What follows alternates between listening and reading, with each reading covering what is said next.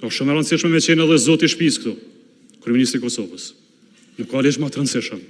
Le të vjen ta prezanton, ta debatojmë si deputet Kuvendit të Kosovës. Ju lutem për seriozitet. Nderuar deputet, Partia Demokratike e Kosovës nuk e mbështet këtë propozim. Ne e dimë dhe e kuptojmë rëndësinë e buxhetit, mirë po ne dje e kemi argumentu dhe dëshmu vullnetin tonë dhe gatishmërinë për të kontribuar që shteti të mos bllokohet, duke e mbështetur propozimin për vazhdimin për muajin mars. Andaj sot ne nuk e mbështesim këtë propozim dhe kërkojmë, e kuptojmë rëndësinë, e kuptojmë që dhe jemi tolerant tek pjesa që mos të ketë proces të rregullt, të ketë procedurë të përshpejtuara, mirë po duke patur parasysh se nevojitet kohë. Minimumi kërkojmë një afat optimal që për neve konsiderojmë minimumi që është 3 ditë, në mënyrë që edhe deputetët e pozitës, edhe deputetët e opozitës të kenë mundësi ta shohin materialin, ta analizojnë duke patur parasysh se është një dokument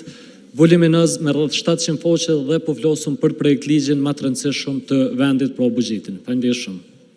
Faleminderit zoti Tahiri. Fjalën e ka deputeti Lumir Abdi Gjiko.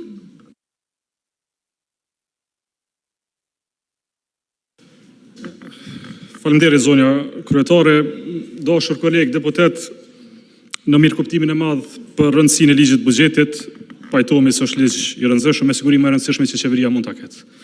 Dhe sepse është i rëndësishëm, nuk mund ta pranojmë një fakt që brenda 3 orëve trajtojmë një buxhet jetësor të Republikës Kosovës. Nuk është serioze, lutem. E dini se është serioze, për aq kohë sa arritëm ta lexojmë, ky ligj i buxhetit që na keni sjellë se reflekton as këtë qeveri këtu. A dini që 4 ministri ose 5 nuk kanë buxhet për veti? Pra s'po flasim për ato zotimet e pardjeshme që dëgjojmë këtu se do të bëhet kjo ajo që s'janë fare në buxhet. Por 4 ministra këtu se kanë buxhetin fare këtu të parashikuar. Prandaj lutem, bëhemi më serioz. Dhe në këtë terma të seriozitetit lartë, merrni këtë dokument, jepni kohë 3-4 ditë deputetëve ta lexojnë, ta shohin, përshtateni me kabinetin e juaj fillimisht, përshtateni edhe me komunat e Kosovës, mos harrojmë Prishtina ka të aprovuar buxhetin tash e sa javë se keni buxhet fare këtu. E më pas hajdeni në kuvend dhe sikurse çështjet e marrëveshjeve i diskutojmë dhe të buxhetit.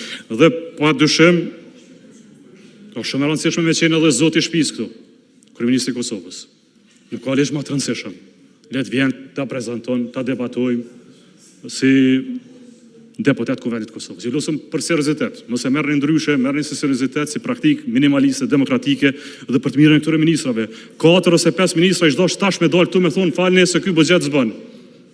Se kanë parapon buxhetin për ministrinë teme. Ku me shkon zyre një ministër kur se ka buxhetin për ministrinë e vet.